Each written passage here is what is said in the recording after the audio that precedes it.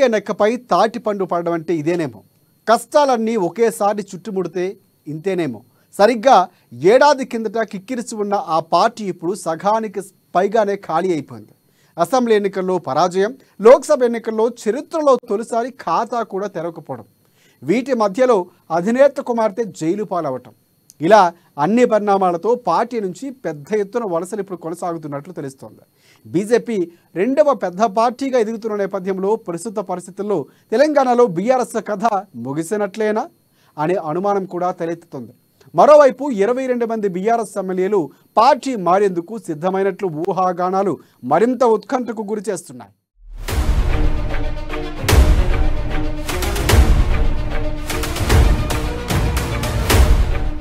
సంక్షేమ పథకాలు అమల్లో బిజీగా రేవంత్.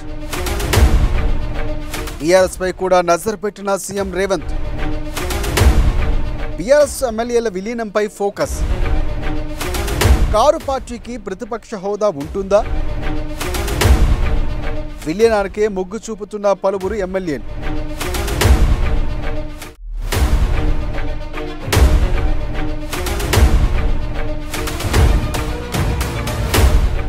దేశవ్యాప్తంగా ఎన్నికల హడావిడి ముగిసింది. దీంతో ఆయా రాష్ట్రాల్లో పాలకుల పరిపాలనపై దృష్టి పెట్టారు.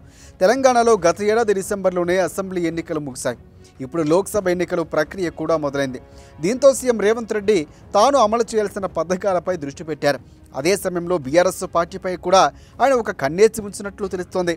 త్వరలోనే బీఆర్ఎస్కు చెందిన పలువురు ఎమ్మెల్యేలను కాంగ్రెస్లోకి లాగేందుకు ఆ పార్టీ స్కెచ్ వేసినట్లు తెలుస్తోంది.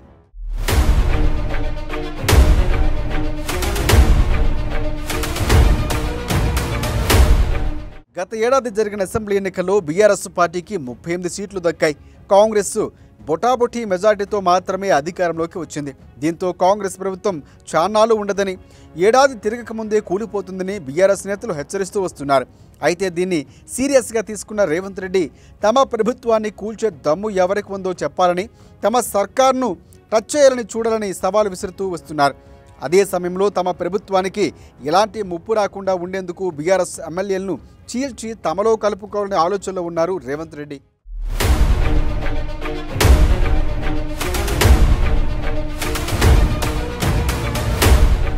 తెలంగాణలో ఎమ్మెల్యేలు చీల్చడం కొత్తేమీ కాదు.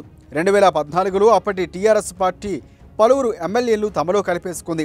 టీడీపీ తరఫున గెలిచిన 12 మంది, కాంగ్రెస్ నుంచి 5గురు, వైసీపీ నుంచి 3గురు, బీఎస్పీ నుంచి 2, సిపిఐ నుంచి 1 చొప్పున ఎమ్మెల్యేలు లాగేసుకుంది. అలాగే 2018లో కాంగ్రెస్ పార్టీ తరఫున 19 మంది గెలిస్తే 12 మందిని లాగేసుకుంది.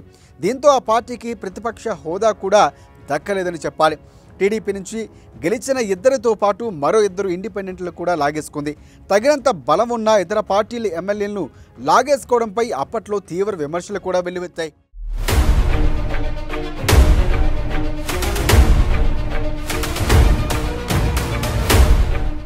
ఇప్పుడు ఇదే స్కెచ్ అమలు చేయాలనుకుంటున్నారు సీఎం రేవంత్ రెడ్డి. బీఆర్ఎస్ నుంచి 3/2 మందిని లాక్కోవడం ద్వారా ఫిరాయింపుల చట్టం వర్తింపజేయకుండా ఉండేలా రేవంత్ ఆలోచిస్తున్నట్లు సమాచారం.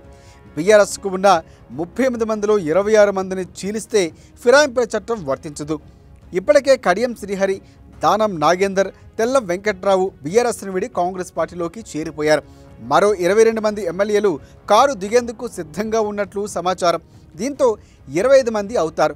మరొకరిని కూడా లాగేసినట్లయితే ఫిరాయింపుల చట్టం వర్తించకుండా సేఫ్గా బయటపడచ్చు.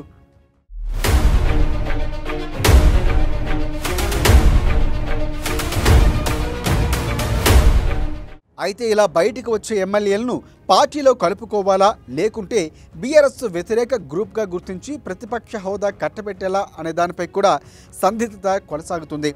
ఇక ఎంతమంది ఎమ్మెల్యేలు విలీనానికే మొగ్గు చూపుతున్నట్లు సమాచారం కనిపిస్తుంది.